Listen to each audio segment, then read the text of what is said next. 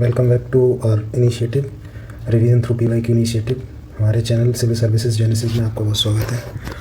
वैदिक एज हम कर रहे थे टॉपिक, कुछ क्वेश्चंस बचे हुए थे, आज वो मैं आपको कंप्लीट करा दूंगा। उसके बाद हम लोग बुद्धिज़्म, जैनिज़्म, वो सारे उसके सारे PYQs डिस्कस करेंगे।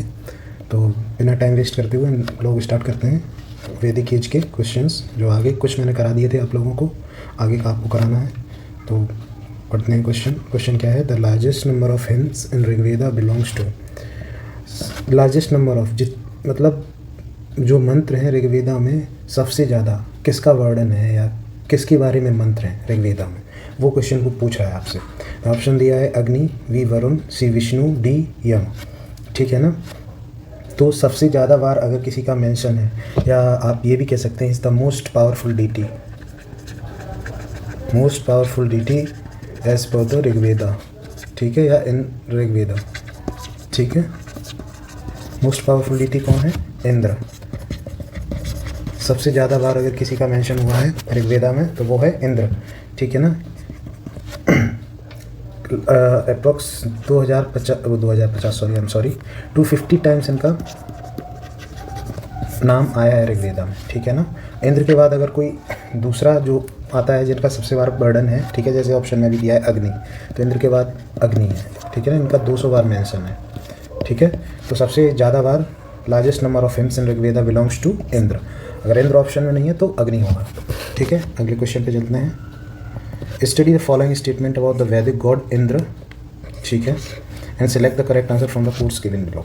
इंद्र के बारे में आपसे पूछा गया है कि इंद्र के बारे में कुछ स्टेटमेंट दिए हैं, वो पढ़िए। पहला स्टेटमेंट है Indra was the god of thunder. ठीक है ना, गॉड ऑफ थंडर। सेकेंड है पनिश द सिनर्स। थर्ड है was the guardian of the moral order. Fourth है was the god of rain. ठीक है ना। तो इंद्र को गॉड ऑफ रेन तो कहा जाता है, ये हम सबको पता है। ठीक है ना। तो फोर्थ वाला तो होगा ही, तो यहाँ से भी आप एलिमिनेट कर सकते हैं। ये वाला होगा नहीं, ये वाला होगा नहीं। ठीक है ना।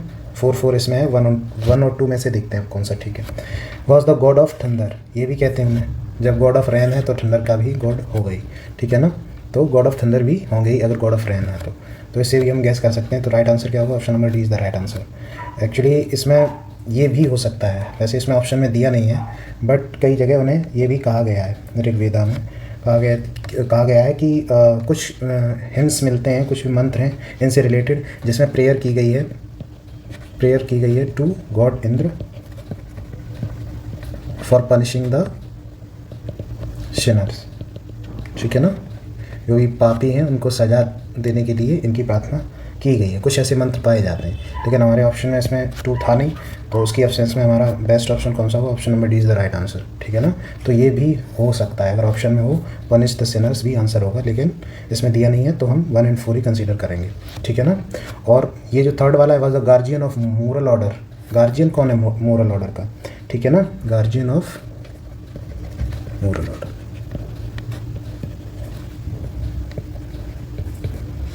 ठीक है। नीत का या रीत का कौन संरक्षक है? इसी को रीत बोलते हैं। मोरल ऑर्डर को क्या बोलते हैं? रीत। रीत का कौन है गार्जियन? तो वो है लॉर्ड वरुण। याद रखिएगा, लॉर्ड वरुण रीत के गार्जियन है, रीत से रिलेटेड है मोरल ऑर्डर। ठीक है, लॉर्ड वरुण। नेक्स्ट क्वेश्चन क्या है हमारा? 800 BC to 600 BC is related to which era? तो रामायण एरा होगा नहीं, महाभारत एरा होगा नहीं, ब्राह्मण और सूत्र में कन्फ्यूज़न हो सकता है। तो 800 से 600 BC जो एरा है वो है शूद्र एरा, सॉरी ब्राह्मण एरा। ठीक है, इसको ब्राह्मण काल भी बोलते हैं। 800 BC से 600 BC तक ब्राह्मण काल भी है। ठीक है ना। शूद्र काल कब तक है? शूद्र एरा, ऐसे शूद्र काल भी बोलते हैं। सूत्र काल ये कब से कब तक है? 7th सेंचुरी BC से 3rd सेंचुरी BC तक। याद रखिएगा ये दोनों। ठीक है ना। ब्राह्मण काल कब तक? 800 BC से 600 BC। और सूत्र काल, सूत्र एरा 700 BC से 300 BC तक। UPPCS में क्वेश्चन आया है ये। Let's move to next question. Gayatri mantra is found in which book? Gayatri mantra किस बुक में मेंशन है उसका? ठीक है ना। तो ऑप्शन दिया है उपनिषद, बी भगवद गीता, सी ऋग्वेद, डी यजुर्वेद। तो इसका राइट आंसर है ऑप्शन सी ऋग्वेद। गायत्री मंत्र संस्कृत में रिटन है। Gayatri mantra is written in Sanskrit. ठीक है ना। किसमें? ऋग्वेदा में है ये। और इसको लिखा किसने है? विश्वामित्र। ब्रह्मर्षि विश्वामित्र ने इसको लिखा है। गायत्री मंत्र को किसने लिखा है? विश्वामित्र ने, ठीक है ना। और किसमें मेंशन है इसका? ऋग्वेदा में। गायत्री मंत्र किसमें मेंशन है? ऋग्वेदा में, संस्कृत में है ये, ठीक है ना। अगले क्वेश्चन पे मूव करते हैं। हु कंपोज द गायत्री मंत्र? देखो वही अगला क्वेश्चन वही है जो मैंने यहाँ आपको बता दिया। तो इसका राइट आंसर क्या? ऑप्शन बी, विश्वामित्र, ठीक है ना। अगले क्वेश्चन पे आते हैं। सर्ग, प्रतिसर्ग, वंश, मानवांतर, वंशानुचरित आर द इंडिकेटर ऑफ। ये क्या है? पांचों, सर्ग, प्रतिसर्ग, वंश, मानवांतर एंड वंशानुचरित। ये क्या है? पुराण के 5 कैरेक्टरिस्टिक हैं, ठीक है। पुराण के 5 कैरेक्टरिस्टिक, पुराणास है 5 कैरेक्टरिस्टिक्स, ठीक है ना। वो कौन कौन से हैं? ये सर्ग, प्रतिसर्ग, वंश, मानवांतर एंड वंशानुचरित, ठीक है। इसमें से जो सर्ग प्रतिसर्ग है ये क्या दर्शाता है? क्रिएशन एंड डिस्ट्रक्शन की साइकिल, ठीक है ना। क्रिएशन, डिस्ट्रक्शन या आप रिनोवेशन कह लें, ठीक है ना। ये इसी की साइकिल को दर्शाता है, ठीक है ना, कि पहले रचना हुई, फिर वो उसका डिस्ट्रक्शन हुआ, दोबारा रिनोवेट हो गया, ठीक है ना, दोबारा वही चीज़ चलने लगी। तो इसकी एक साइकिल है पूरी, ठीक है। सर्ग प्रतिसर्ग हम उसको बोलते हैं। सर्ग प्रतिसर्ग क्या है? नेचुरल क्रिएशन है एंड रिनोवेशन है, ठीक है ना। और वंश क्या है?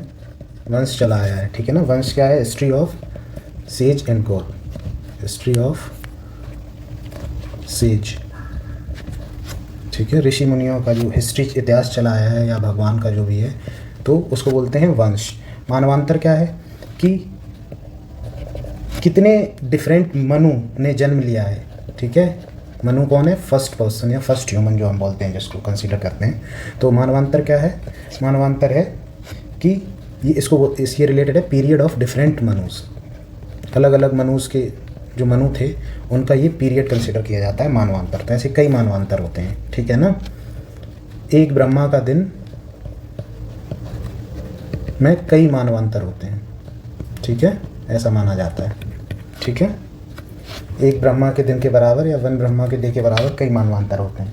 और वंशानुचरित क्या है? वंशानुचरित है जीनोलॉजी ऑफ किंग्स, ठीक है ना, जो वंशावली चली आई है राजाओं की, या जैसे हम नहीं कहते हैं सूर्यवंशी, चंद्रवंशी, ठीक है, ये चंद्रवंश से हैं, सूर्यवंश से हैं, ठीक। तो ये वंशावली होती है, इसको बोलते हैं वंशानुचरित। तो ये किसके इंडिकेटर्स हैं? ऑप्शन है वेदा, पुराण, उपनिषद एंड सूत्रास। तो इसका राइट आंसर क्या है? Option number B is the right answer, पुराना। पुराना के ये 5 कैरेक्टरिस्टिक हैं, सर्ग, प्रतिसर्ग, मानवांतर, वंश एंड वंशानुचरित। मैंने आपको सारा एक्सप्लेन कर दिया, याद रखिएगा। Let's move to next question. In which language was the Shrimad Bhagavad Gita originally written? ठीक है, श्रीमद् भगवद गीता। अच्छा, इसमें एक चीज़ और बता देता हूँ, पुराणा से कितने याद रखिएगा। पुराण हैं कितने? आप याद रखिए 18 पुराण हैं, ठीक है, 18 पुराण हैं।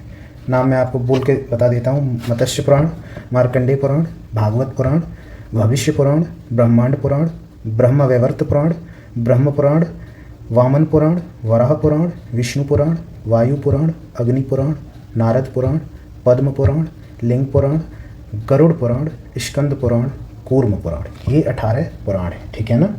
इनमें से जो 18 पुराण हैं, इनमें से एक जो मैंने अभी आपको पुराण बताया, कौन सा? श्रीमद् भागवतम पुराण, ठीक है ना। जो भागवतम पुराण बोला था ना, श्रीमद् भागवतम पुराण,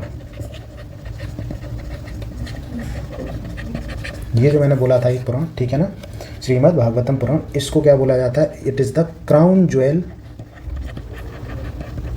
ऑफ ऑल वैदिक लिटरेचर, ठीक है ना। जितने भी वैदिक लिटरेचर हैं उनका ये क्राउन ज्वेल है, ठीक है। श्रीमद् भागवतम पुराण क्राउन ज्वेल ऑफ ऑल वैदिक लिटरेचर। अगर पूछा जाए 18 पुराण में से कौन सा वो पुराण है जो क्राउन ज्वेल ऑफ ऑल वैदिक लिटरेचर है, वो है श्रीमद् भागवतम पुराण। 18 पुराण है, मैंने आपको बता दी। चलिए, अब यहाँ पूछा है कि श्रीमद् भगवत गीता। देखिए, श्रीमद् भगवत गीता भागवतम पुराण में अंतर है। वो पुराण है, ये भगवत गीता है। ये एक महाभारत का हिस्सा है, ठीक है ना। महाभारत में जो श्री कृष्ण ने अर्जुन को ज्ञान दिया, ये उसका पार्ट है, ठीक है। श्रीमद् भागवत गीता, श्रीमद् भागवतम पुराण, पुराण इज डिफरेंट थिंग, ठीक है ना, पुराण अलग है। तो यहाँ पूछा है श्रीमद् भागवत गीता ओरिजिनली कौन सी भाषा में लिखी गई है, तो हम सबको पता option is the right answer, sorry, Sanskrit में लिखी हुई है, ठीक है ना। 700 श्लोक हैं इसमें, गीता में, श्रीमद् भगवद गीता में कितने 700 श्लोक हैं, या 700 वर्सेस जो भी आप कह लें, ठीक है ना। महाभारत का पार्ट है ये, दोनों अंतर है, याद रखिएगा, Shrimad Bhagavad Gita and Shrimad Bhagavat Purana. Let's move to next question. Originally the Mahabharata was known as, Mahabharata को और अच्छा इसके बारे में बता देता हूँ, सॉरी। महाभारत की रचना किसने की? वेद व्यास, ठीक है ना, वेद व्यास जी ने की है महाभारत की रचना। इनिशियली महाभारत में कितने श्लोक थे? 8800 श्लोक थे, ठीक है ना। इसलिए इसका नाम क्या रखा गया? या तो इसे कहते थे जय या फिर जय संहिता, ठीक है ना। 88 श्लोक थे तो इसका नाम क्या था? जय था या जय संहिता। बाद में क्या हुआ महाभारत में, ठीक है ना, जैसे आज अभी की कंडीशन में बता दूं, प्रेजेंट कंडीशन, इसमें अभी 1 लाख लगभग श्लोक हैं, 1 लाख या 1 लाख से ज़्यादा भी हो सकते हैं, इतने श्लोक्स हैं, श्लोकास, ठीक है ना। तो इस वजह से इसको क्या कहते हैं? सहस्त्री संहिता, शत सहस्री संहिता, ठीक है ना। यहाँ थी जय संहिता या जय, 8800 श्लोक थे, जब एक हो गए तो शत सहस्री, ठीक है ना। 100, शत मतलब 100, सहस्री मतलब 1000, यानी 1 लाख, 1 लाख हो गए अब इसमें संहिता, ठीक है ना, श्लोक से। इसलिए सत सहस्री से याद रखिए, सत सहस्री संहिता भी इसको बोलते हैं, ठीक है ना। अगला क्वेश्चन भी शायद हमारा वही है। तो महाभारत को हम क्या जानते थे? ओरिजिनली यहाँ इन्होंने पूछा है, तो ओरिजिनली अगर पूछा गया है तो Jaya Samhita, option D is the right answer. Next question क्या है? Sat Sahasri Samhita is the nickname of which of the following text. तो ये मैंने आपको बता दिया महाभारत का, ये मॉडर्न कंटेक्स्ट में प्रेजेंट, क्योंकि अभी इसमें 1 लाख श्लोक हैं, ठीक है। Let's move to next question. In Mahabharata by what name were the Kuninda king known. तो इसमें पूछा है कि महाभारत में कुनिड जो किंग्स थे, राजा थे, उनको किस नाम से जाना जाता था। तो उन्हें जाना जाता था, यहाँ ऑप्शन है सर्वश्रेष्ठ, मध्यम, द्विजश्रेष्ठ, द्विज। तो इसका right answer option C is the right answer, द्विजश्रेष्ठ, ठीक है। द्विजों में जो श्रेष्ठ है वो बोला जाता था कुनिंड किंग्स को, ठीक है ना, द्विजों में जो श्रेष्ठ है, ये महाभारत में मेंशन है, ठीक है ना। उत्तराखंड पीसीएस का क्वेश्चन है। Let's move to next question. According to Hindu mythology which serpent offered himself as a rope for churning the ocean. Hindu mythology के हिसाब से कौन सा वो सर्प था जिसने अपने आप को ऑफर किया एक रस्सी के रूप में ताकि समुद्र मंथन हो सके। तो ऑप्शन है कालिया, बी वासुकी, सी पुष्कर, डी शेषनाग। अच्छा, तो इसका राइट आंसर क्या है? वसुकी। वो कौन था? वसुकी सांप, ठीक है। ये कौन है? किंग ऑफ सर्वेंट्स है। ये जो शिव के गले में जो सांप है, शंकर भगवान के गले में जो सांप है, ठीक है ना, उसका नाम वसुकी है, ठीक है, वसुकी सांप। तो इसी को चर्निंग करने के लिए एक रस्सी के रूप में यूज़ किया गया था, वसुकी को। और जो पर्वत था, ठीक है, जिस पे चर्निंग हो रही थी, उसका नाम क्या था? मंदार पर्वत, याद रखिए, एक्स्ट्रा इन्फॉर्मेशन दे रहा हूँ। इसका नाम था मंदार पर्वत, ठीक है। और चर्निंग के लिए जो सांप यूज़ हुआ है उसका नाम है वसुकी, जो कि शंकर भगवान के गले में जो सांप है उसका नाम है। और इसको सपोर्ट करने के लिए, ठीक है ना, जो, ठीक है ना, क्या कूर्म अवतार लिया भगवान ने, विष्णु जी ने कूर्म अवतार। कूर्म अवतार जो था, इस फॉर्म में भगवान आए, लॉर्ड विष्णु, लॉर्ड विष्णु कूर्म अवतार जो उनका था उस फॉर्म में आए, ये टर्टल के फॉर्म में। अपनी बैक पे उन्होंने मंदार पर्वत को धारण किया, ठीक है ना, ताकि चर्निंग हो सके। और चर्निंग में एज अ रॉड जो थी वो मंदार पर्वत था, और जो एज अ रोप यूज़ हुई है वो वसुकी था, ठीक है ना। वसुकी सांप किसके गले में है? शंकर भगवान के गले में, ठीक है ना। तो ये इससे रिलेटेड सारी इन्फॉर्मेशन है, याद रखिएगा। Let's move to next question. In which phase the concept of untouchability was put clearly. किस फेज में जो अस्पृश्यता है, यानी जो छुआछूत है, उसका जो कॉन्सेप्ट है वो बहुत क्लियरली उभर के सामने आया।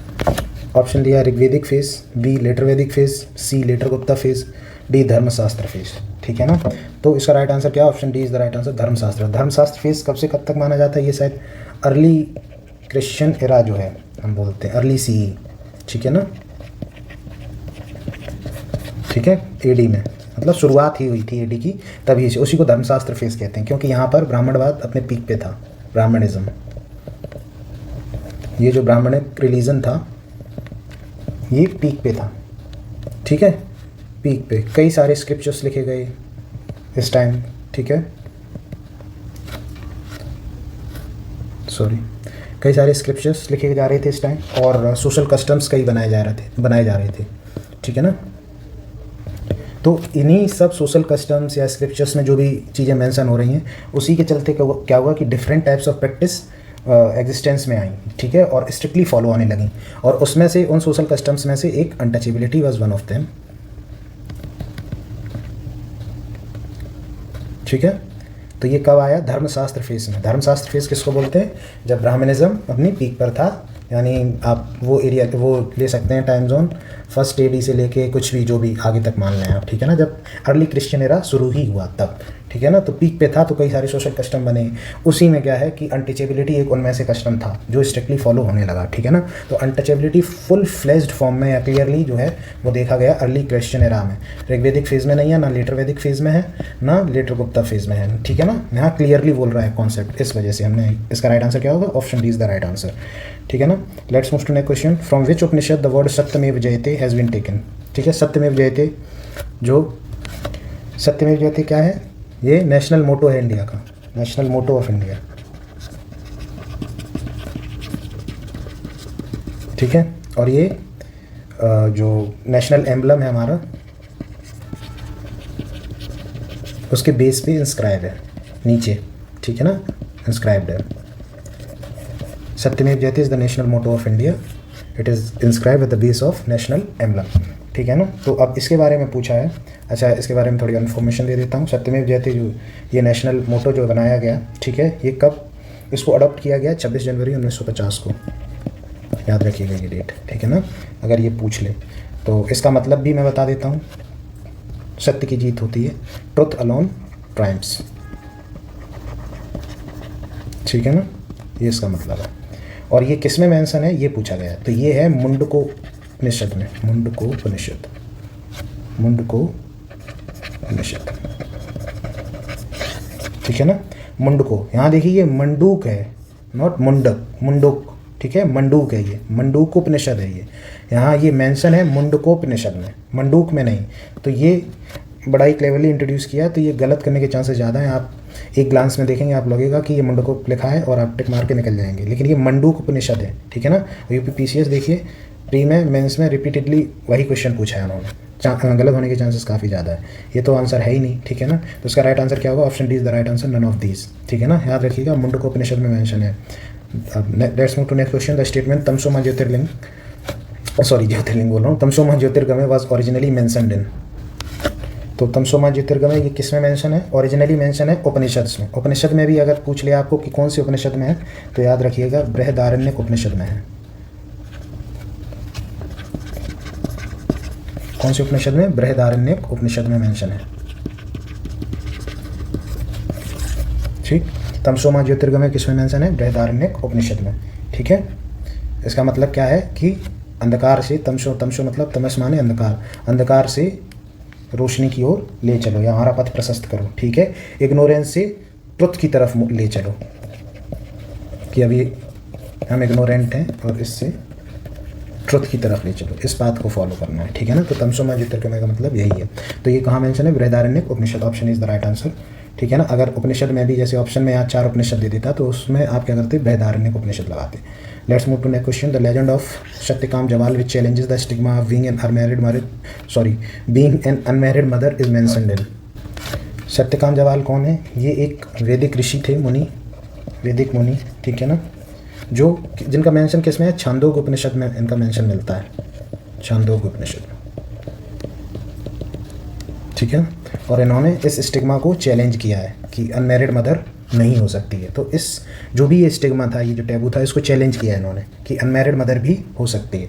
तो ये लेजेंड कौन थे? सत्यकाम जवाल, एक वैदिक ऋषि थे ना, और इनका मेंशन है छांदोग्य उपनिषद में, ठीक है ना। तो इसका राइट आंसर क्या होगा? Option C is the right answer, Chandogya Upanishad is right answer, ठीक है ना। Let's move to next question. The literal meaning of which Upanishad is white horse, ठीक है। जो कौन सा उपनिषद है जिसका लिटरल मीनिंग है व्हाइट हॉर्स, सफ़ेद अश्व?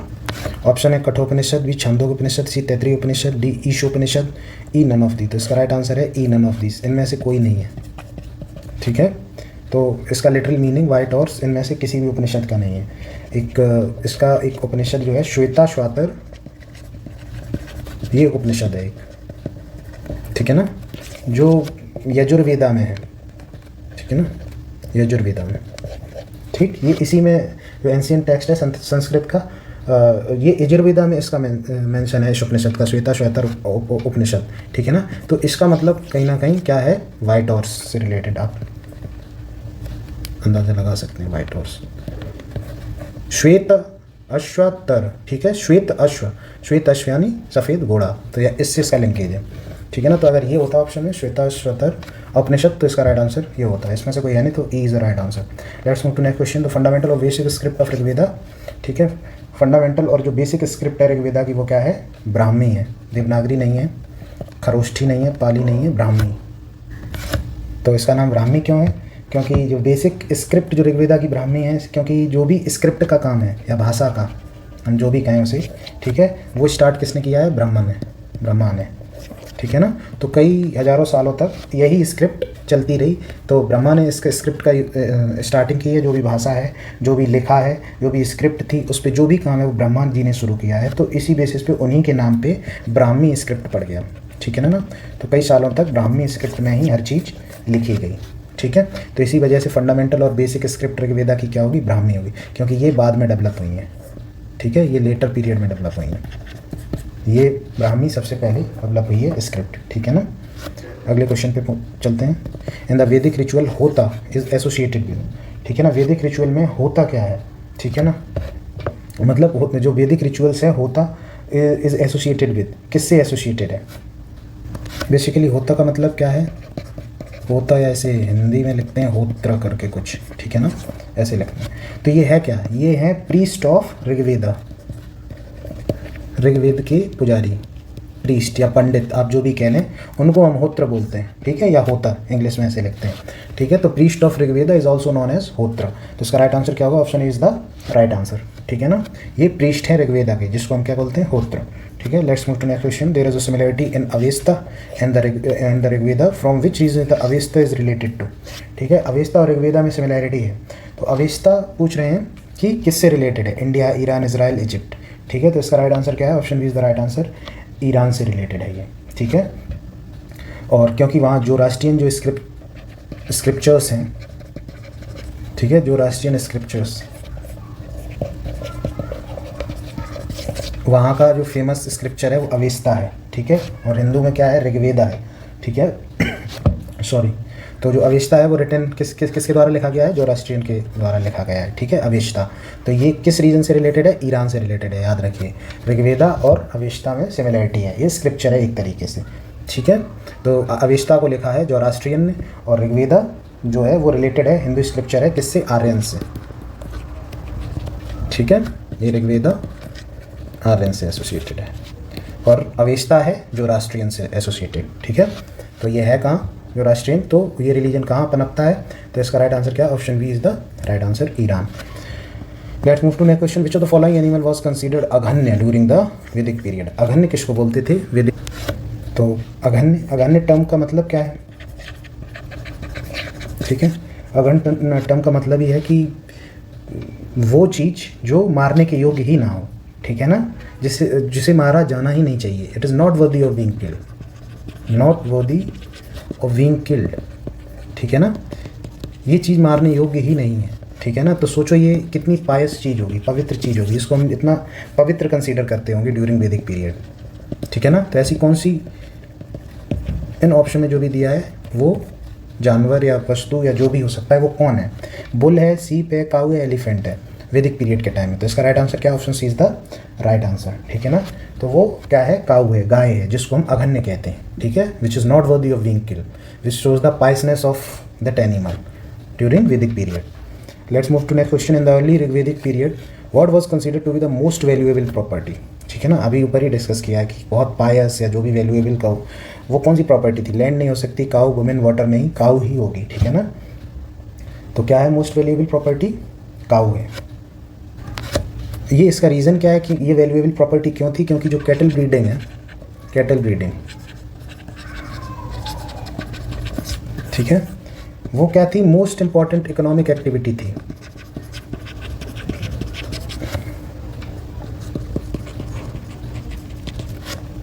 सबसे ज़्यादा इंपॉर्टेंट जो इकोनॉमिक एक्टिविटी थी वो उनकी थी कैटल ब्रीडिंग, ठीक है। तो इसी के लिए कि कैटल की ब्रीडिंग हो, अच्छे से कैटल पनपें, ठीक है ना, जो भी काउज हैं वो उनकी बढ़ोतरी हो, ठीक है। तो इसके लिए वो क्या करते थे, प्रेयर्स ऑफर करते थे, प्रेयर्स ऑफर्ड, प्रार्थनाएं करते थे, to increase the number of, prayers offered to increase the number of cattle, कि पशुओं में बढ़ोतरी हो, इसलिए वो प्रार्थना करते थे। ये इनकी मोस्ट इंपॉर्टेंट इकोनॉमिक एक्टिविटी थी। कौन? कैटल ब्रीडिंग, ठीक है ना। वैसे भी अर्ली ऋग्वेदिक पीरियड में मैंने आपको बताया था कि प्राइमरी जो इनका काम था वो पेस्टोरलिज्म का था, ठीक है ना। तो कैटल ब्रीडिंग इनकी मोस्ट इंपॉर्टेंट इकोनॉमिक एक्टिविटी थी, इसीलिए ये प्रेयर्स भी ऑफर करते थे।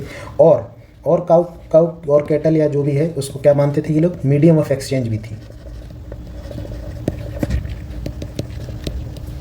जैसे कोई ब्राह्मण या कोई भी मुनि है, वो इनके यहाँ हवन या कोई भी रिचुअल करने आया तो ये एक्सचेंज में क्या काऊ दे देते थे कि आप गाय ले जाइए हमारे यहाँ से, ठीक है ना। वो उस दक्षिणा के बदले में गाय को दे दिया करते थे, इसलिए गाय बहुत ही वैल्यूएबल प्रॉपर्टी थी, ठीक है ना। मीडियम ऑफ एक्सचेंज भी था। और ये इसको डीटी भी माना गया है ऋग्वेदा के कई सूक्त में, ऋग्वेदा के कई सूक्ताज में, ठीक है ना, हेंस में इसको डीटी भी कंसीडर किया गया है, ठीक है ना, याद रखिएगा। तो इससे रिलेटेड मैंने आपको सारी जानकारी दे दी। और यूपीपीसीएस प्री का ये री एग्जाम हुआ था 2015 में, उसका क्वेश्चन है ये। Let's move to next question. In the context of Indian culture, Rit means, रीत ऊपर बताया था मैंने, ठीक है। रीत अभी देखिए मैं वो क्वेश्चन दिखाता हूँ, वरुण से रिलेटेड जो था, ठीक है ना। एक मिनट, ज़्यादा ऊपर हो गया। हाँ, ये है रीत, गार्जियन ऑफ मोरल ऑर्डर, ठीक है, उसी को रीत बोलते हैं। जो भी नैतिक जो भी ऑर्डर है उसका गार्जियन कौन है, उसका संरक्षण करता कौन है, भगवान वरुण, लॉर्ड वरुण, ठीक है ना, रीत के संरक्षण करता। तो यहाँ पर यही क्वेश्चन आया है कि रीत क्या है। In the context of Indian culture, Rit means, ठीक है, रीत मीन्स क्या, A natural law, B artificial law, C human law, D social law, या ई नन ऑफ दीज। तो इसका राइट आंसर क्या होगा, नेचुरल लॉ, ठीक है, मोरल ऑर्डर है ये। तो रीत इसको कौन करता है, लॉर्ड वरुण, इसके गार्जियन कौन है, लॉर्ड वरुण। तो ऑफकोर्स ये क्या होगा, नेचुरल लॉ होगा, आर्टिफिशियल होगा नहीं। अगर लॉर्ड वरुण किसी चीज़ का संरक्षण कर रहे हैं तो वो सोशल, ह्यूमन, आर्टिफिशियल होगा ही नहीं, नेचुरल ही होगा, ठीक है ना, क्योंकि ये भगवान द्वारा इसका संरक्षण किया जा रहा है। तो इसका राइट आंसर क्या होगा, option is the right answer, natural law. Let's move to next question. In the context of ancient Indian society, which one of the following term does not belong to the category of the other three? ठीक है ना। Ancient Indian society के context में आपको बताना है कि जो नीचे दिए गए हैं ऑप्शन 4, इनमें से एक इनमें से बिलोंग नहीं करता है एक की श्रेणी से। तो ऑप्शन दिए हैं, यूपीएससी प्री 1996 का क्वेश्चन है, कुल, वंश, कोश, गोत्र, ठीक है, कुल, वंश, कोश एंड गोत्र। तो कुल, ठीक है, ये तो रिलेटेड ही है। वंश, गोत्र, ये एक ही चीज़ों से रिलेटेड है, ठीक। कुल, वंश, ये इन एंशियंट इंडियन सोसाइटी ये कहीं ना कहीं फैमिली सिस्टम को दिखाता है, फैमिली सिस्टम। कुल, वंश एंड गोत्र ये फैमिली सिस्टम से एसोसिएटेड है। लेकिन जो कोश है, कोश, ये ट्रेजरी से रिलेटेड है, कहते नहीं, कोषागार, कोषागार, ठीक। तो ये जो कोश है ये किससे एसोसिएटेड है, ट्रेजरी से। तो ये तो होगा नहीं, तो यही ऑड वन आउट है। तो इसका right answer option C is the right answer, कोश, क्योंकि कुल, वंश, गोत्र ये सब फैमिली सिस्टम से एसोसिएटेड है। तो इसका राइट आंसर ऑप्शन सी होगा। Let's move to next question. The teacher who taught Veda Vedanga for livelihood was called, ठीक है ना। कौन सा टीचर ऐसा है, शिक्षक ऐसा है जो वेद वेदांग को पढ़ाता है, किसके लिए, अपनी जीवनी के लिए या विद्यार्थियों की जीवनी।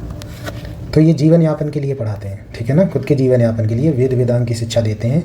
उस टीचर को क्या बोलते हैं, आचार्य, अधर्व्यु, उपाध्याय या पुरोहित। तो इसका राइट आंसर क्या है, option C is the right answer, उपाध्याय, ठीक है ना। वेद वेदांग को जीवनी के लिए, अपने जीवन यापन के लिए एज अ प्रोफेशन जो अडॉप्ट करते हैं उनको उपाध्याय बोलते हैं, ठीक है। तो इसका राइट आंसर क्या होगा, option C is the right answer. Let's move to next question. With reference to the difference between the culture of Rigvedic Aryan and Indus valley people, which of the following statement is correct, ठीक है ना। तो इसमें statement दिए हैं 3, और ऋग्वेदिक आर्यन और Indus valley people के बीच में डिफरेंस है कल्चर का, वो आपको पहचानना है। Rigvedic Aryan use the coat of mail and helmet in warfare, whereas the people of Indus valley civilization did not leave any evidence of using them. ये कह रहे हैं कि Rigvedic Aryan coat of mail, ये सब जो भी पहनते हैं ना, जो वॉरियर्स पहनते हैं, हेलमेट या जो भी थे हाथ पैरों में बांधने के लिए शील्ड टाइप का, ये ऋग्वेदिक आर्यन यूज़ करते थे। लेकिन इंडस वैली सिविलाइजेशन में ऐसे कोई एविडेंस हमें यूज़ करने के नहीं मिले हैं। तो ये बात तो सही है, क्योंकि ये वॉरफेयर में इन्वॉल्व होते थे, ठीक है, ट्राइब्स आपस में लड़ती थी, ठीक है। तो ट्राइब्स के बीच में काफ़ी युद्ध होते थे, तो ऋग्वेदिक आर्यंस ये यूज़ करते होंगे, ठीक है। लेकिन इंडस वैली सिविलाइजेशन में ऐसी कोई एविडेंस नहीं मिले हैं, सॉरी, वॉरफेयर के, ठीक है, कि ऐसा कुछ वॉर हुआ होगा। तो ये ऑप्शन सही है, ऑप्शन 1 इज़ करेक्ट, ठीक है ना। अब हम पढ़ते हैं दूसरा वाला। Rigvedic Aryan knew gold, silver, copper, whereas Indus valley people knew only copper and iron, ठीक है। Rigvedic Aryan gold, silver, copper के बारे में जानते थे, लेकिन इंडस वैली पीपल केवल कॉपर और आयरन के बारे में जानते थे, ठीक है ना। आयरन तो हो ही नहीं सकता, पहली बात तो इसी को काट दो, ठीक है ना, क्योंकि 1100 BC अराउंड में आयरन का इंट्रोडक्शन हुआ है कहीं ना कहीं, लेटर वैदिक पीरियड जब आ जाता है तब, मैं ऊपर आपको बता चुका हूँ, ठीक है। तो आयरन तो यहाँ होगा नहीं, तो इसका मतलब क्या है, ये ऑप्शन हमारा गलत हो गया। ये ठीक है, हो सकता है कि new gold, silver and copper जानते थे, but Indus valley people copper के बारे में जानते, लेकिन आयरन नहीं। यहाँ जैसे ही आयरन आया आप काट देंगे इसको, ठीक है ना। तो थर्ड स्टेटमेंट क्या है हमारा, Rigvedic Aryan had domesticated the horse, whereas there is no evidence of Indus Valley people having been aware of this animal। कि ऋग्वेदिक आर्यन डोमेस्टिकेटेड हॉर्स को पालते, क्योंकि वॉरफेयर में हॉर्स यूज़ करते थे, हॉर्स यूज़ करते थे, हॉर्स कैरियट्स, रथ यूज़ करते थे जिसमें घोड़े लगे होते थे। तो ऋग्वेदिक आर्यन तो यूज़ करते थे, लेकिन इंडस वैली पीपल कह रहा है कि कोई एविडेंस ही नहीं है कि इस एनिमल के बारे में अवेयर हो। ये कुछ ज़्यादा ही एक्सट्रीम बोल दिया, कोई एविडेंस नहीं है कि अवेयर हो, जबकि ऐसे साक्ष्य मिले हैं सुरकोटदा एक जगह से, लोथल से, ये कुछ साइट्स हैं जहाँ से हमें एविडेंसेस मिले हैं कि चांसेस हैं कि क्लियरली वो भी नहीं कह पा रहे हैं कि ये हॉर्स के हैं, रिमेन्स हैं, बट यहाँ से हमें रिमेन्स मिले हैं हॉर्स के, ठीक है। तो ये एविडेंसेस तो हैं, ऐसा नहीं कह सकते कि बिल्कुल ही अवेयर नहीं थे इस एनिमल के बारे में। तो ऑप्शन 3 इज़ ऑल्सो रॉन्ग, ठीक है ना। तो अगर हमें 3 भी पता होता ना कि 3 गलत है, तो हमारा राइट आंसर आ जाता, option is the right answer, यानी that means statement 1 is only statement 1 is correct, ठीक है ना। तो राइट आंसर क्या है इसका, option is the right answer. UPSC pre 2017 का ये क्वेश्चन है। तो ठीक है फ्रेंड्स, आज हमारा ये लेक्चर कंप्लीट हुआ, वैदिक एज हमने कंप्लीट किया है। अब हमारा नेक्स्ट लेक्चर होगा बुद्धिज़्म जैनिज़्म पे, वो हम आपको नेक्स्ट लेक्चर में कंप्लीट करवाएंगे। तब तक आप देखते रहिए ऐसे ही, और लेक्चर पसंद आए तो शेयर भी कीजिए फ्रेंड्स के साथ, और हमारे चैनल को सब्सक्राइब कीजिए और कमेंट कीजिए, लाइक कीजिए। Thank you so much for watching.